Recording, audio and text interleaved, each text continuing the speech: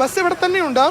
Motor വാഹന വകുപ്പടക്കം ഇവിടെ എത്തി ബസ് പരിശോധിക്കേണ്ടതുണ്ട്. അങ്ങനെ ബസ് പൂർണ്ണമായും പരിശോധിച്ചതിന് ശേഷം മാത്രമായിരിക്കും ഈ ബസ് ഇവിടെ നിന്നും പുറത്തേക്ക് മാറ്റുക. കാരണം വലിയ രീതിയിൽ പരിശോധന വേണം എന്നതാണ് നാട്ടുകാരടക്കം പറയുന്നത്. കാരണം ഈ ബസ്സിൻ്റെ എല്ലാ കാര്യങ്ങളും സംബന്ധിച്ച് കൂടുതൽ പരിശോധന ആവശ്യമാണ് എന്നതാണ്. ഇപ്പോൾ ഈ സംഭവ സമയത്ത് ഈ ചേട്ടനാണ് ആ സമയത്ത് അവിടെ ഉണ്ടായിരുന്നത്, ഓടിയെത്തി അല്ലേ? നിങ്ങൾ ഏറ്റവും ആദ്യം ഓടി? അതെ അതെ അതെ, കണ്ടില്ലായിരുന്നു, സൗണ്ട് കേട്ടിട്ടുണ്ടായിരുന്നുള്ളൂ.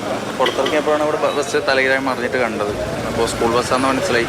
അപ്പോൾ കുട്ടികൾക്ക് നമ്മൾ ആദ്യം കാണുമ്പോൾ കുട്ടികൾക്കൊന്നും അധികം കുഴപ്പമൊന്നും ഉണ്ടായിരുന്നില്ല. കുട്ടികളും എണീച്ചിരിക്കും നിൽക്കുകയൊക്കെ ചെയ്തിട്ടുണ്ടായിരുന്നു. അപ്പോൾ അവരെ രക്ഷിച്ച് നമ്മൾ പുറത്തെത്തിയ സമയത്ത് ലാസ്റ്റ് ഏറ്റവും മുന്നിലായിട്ടാണ് ഈ കുട്ടി ബസ്സിന് അടിയിലായിട്ട് കണ്ടത്. അതിനുശേഷം എല്ലാവരും പുറത്ത് വന്നു.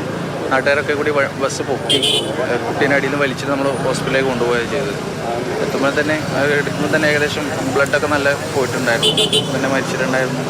ഹോസ്പിറ്റലിൽ എത്തുമ്പോൾ മരിച്ച് സ്ഥിരീകരിച്ചു.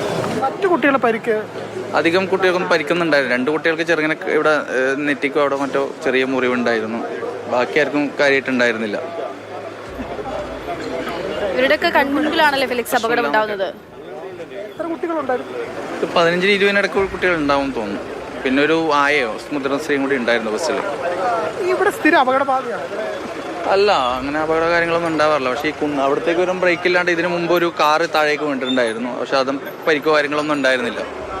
ഇല്ല, ഇത് വണ്ടി ഇങ്ങോട്ട് വരുമ്പോഴാണ് ബ്രേക്ക് എന്തോ നഷ്ടപ്പെട്ടിട്ടുണ്ടായ പ്രശ്നങ്ങളാണോ? അല്ല, റോഡിൻ്റെ കാര്യങ്ങൾ കുഴപ്പമൊന്നുമല്ല.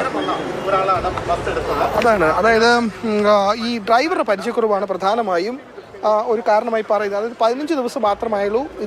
ഇതൊരു താൽക്കാലിക ഡ്രൈവറാണ്. 15 ദിവസം മാത്രമായുള്ളൂ ഈ സ്കൂൾ ബസ് ഓടിക്കാൻ തുടങ്ങിയിട്ട്. അപ്പോൾ 15 ദിവസം മാത്രമായതുകൊണ്ട് തന്നെ ഈ വഴിക്ക് 15 ദിവസമായുള്ളൂ ഈ ബസ്സിൽ ഡ്രൈവർ ഈ ബസ് ഈ വഴിയിലൂടെ ഓടിക്കാൻ തുടങ്ങിയിട്ട്. അപ്പോൾ ഒരുപക്ഷെ അതായിരിക്കാം കാരണം.